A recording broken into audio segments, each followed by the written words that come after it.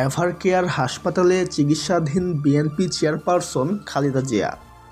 দেশের একজন সিনিয়র নেত্রীর শারীরিক অবস্থা গত 2 দিনে অবনতি হওয়ায় হাসপাতাল কর্তৃপক্ষ ভিআইপি ফ্লোরে অতিরিক্ত নিরাপত্তা জোরদার করে।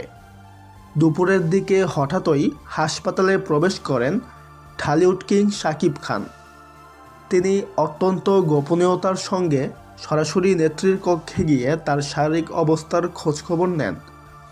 হাসপাতাল সূত্র জানায়, অভিনেতা কয়েক মিনিট নেত্রীর পরিবারের সঙ্গে কথা বলেন এবং চিকিৎসকদের কাছ থেকে বিস্তারিত অবস্থা সম্পর্কে জানতে চান।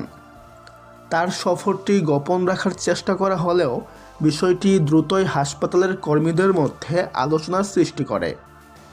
পরে জানা যায়, শাকিব খান কোনো ক্যামেরা বা প্রচার ছাড়াই শুধুমাত্র মানবিক কারণে নেত্রীর পাশে দাঁড়াতে এসেছিলেন। ঘটনাটি প্রকাশ্যে আসার পর সামাজিক যোগাযোগ মাধ্যমে ব্যাপক আলোচনা দেখা গেছে। তো ভিউয়ার্স, এই বিষয়ে আপনার কি মতামত কমেন্টে জানাতে পারেন। সবাই ভালো থাকবেন, ধন্যবাদ।